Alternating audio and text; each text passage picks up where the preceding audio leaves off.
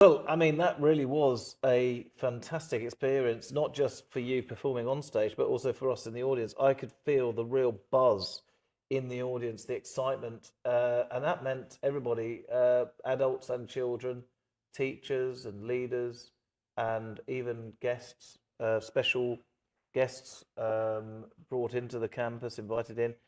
And one of the most amazing things was the fact that you actually performing in front of 1,000 people. It was a packed out Oh my God, yeah. auditorium. And that's very unique because, I mean, it's the largest auditorium of any school campus in Wuhan.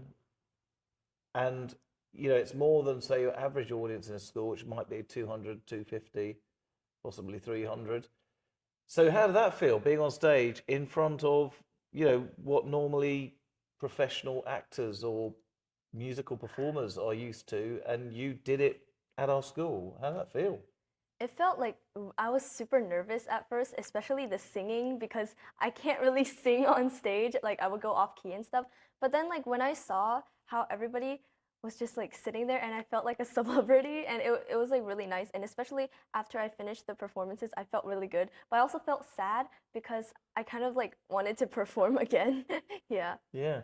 So that means that for the future, though, there's more opportunities for you to perform and maybe join a school band. Is Yeah. that something you're interested in? Yeah, because I'm really like interested in music and stuff. Okay, brilliant. Well, I look forward to that. I certainly got a real buzz myself when I was actually speaking on stage, introducing the new acts, and also dabbling a bit in Chinese, which hopefully didn't make people laugh too much. But anyway, moving on then. So if we look back over this year, tell us one thing that you're most proud of, Lucas, and something that you'd like to continue in the next semester. Well, one thing that I think I need to improve on would be my Chinese skills because although it has improved a long way from the start, it still needs improving because I still can't read lots of signs and symbols and I can't really understand all of the words on a page, even if I could read them. And a thing that I am proud of is my socializing skills because before coming to here, I was pretty shy and I didn't like to socialize with others. But ever since coming here, I have become more social. I like saying hello to others and I like playing with them. Mm. It's very interesting, actually, you say that because one of the comments from the IBDP authorization visiting team was when talking to the parents and the students and the teachers and the board of directors, they felt friendly was a great way to describe our campus and our school and our community. Is that something you would agree with, Iris? Yeah, Yeah. definitely. And so tell us about one thing that you're particularly proud of this year. Well, it's similar to Lucas's, but it's also like how many friends I have made in this school because like even though I used to have a lot of friends too, but I feel like since this campus is like so big and there's like so many other sections of the schools that we don't really get to meet with them often, but I still managed to get to know all of them, like CNC, AP, and everything, and I know everybody, and for some reason. Yeah, now actually, it's not some reason. In fact, we know what the reason is. Are you a boarder or a day student? Border. Ah, right. So that makes a big difference, doesn't it? Because, you have that opportunity after school because you're living in our campus, which is different from the students that have to go home at sort of 4:30 or 5 o'clock. You actually stay, and as a result, you manage to, in your downtime, in your free time, meet up with the different students from the different programs, even at our sister school over the way there.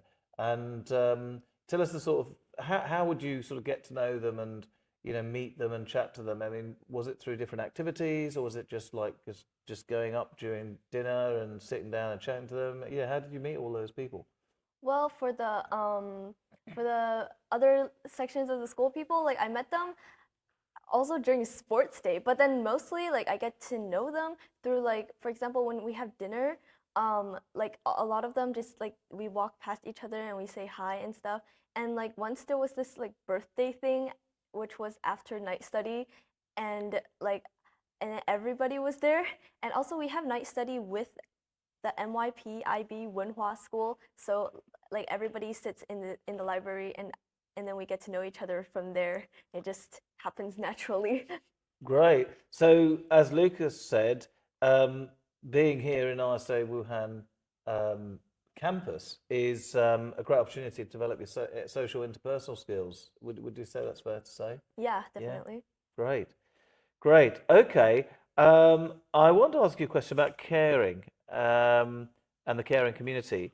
I have heard some comments made by parents and students to say that it's a pretty caring community. Can you give us an example of that side of the campus life and campus culture? Maybe something possibly you've benefited from? Yeah, I can definitely tell some. So I have witnessed lots of caring throughout my experience over the school year, but I think one of the most prominent ones is one that happened last semester. So last semester I was sick, and because of that, the students and teachers were very kind to me, and they even made a card for me, hoping I would get well soon and be able to go back to school. Yes, and but I also have to say thank you to you because you were very caring towards me because you wrote a very nice thank you letter to me and obviously the teachers as well, which I don't often receive something like that, and it was written in English as well, which I was very impressed with. So thank you for being caring to us educators as well. What about you, Iris? Can you come an experience that you've had where you might have been involved in being caring towards others, as well as maybe being a recipient of care? Well, I feel like all the teachers at school are super caring, especially, for example, if I don't understand something in any class, like if I can just ask them and they will like explain it really nicely to me and like not get mad that I don't know what it's about and stuff. And especially also the teachers in boarding, since like I get to spend more time with them than the day students, like I can tell that they actually really care about like the boarding students. Like they wake us up every morning and remind us to go eat dinner and all that. And I feel like it's like we're like a family or something. Oh, that's nice to hear. That's very nice to hear. Yeah, particularly in the boarding school, for sure. Well, thank you very much, Iris and Lucas, for giving us your first-hand accounts of what it's like to be a student here on ISA Wuhan International Campus. And as the head of the international school here at ISA Wuhan, what I can say is, I've really enjoyed being involved in the community, meeting all the different key stakeholders that play a very important part in developing our school and improving our school. But most important of all is that we ensure that every student is safe, but also happy in their learning and also in their social development as well. Because we believe strongly in international education, but also holistic education as well. Yes, academic excellence in the classroom is important, but it's only a part of the experience of education here in our campus. We want our students to develop well, to be self-confident, to be caring, principled learners, to subscribe to the IB profile and its many facets of doing good in the world and being positive collaborators now and in the future. So it gives me great pleasure to be speaking to both of you. Thank you. And Thank you. if you are interested in coming to meet me and my team and our students, then please don't hesitate to contact us. Thank you very much.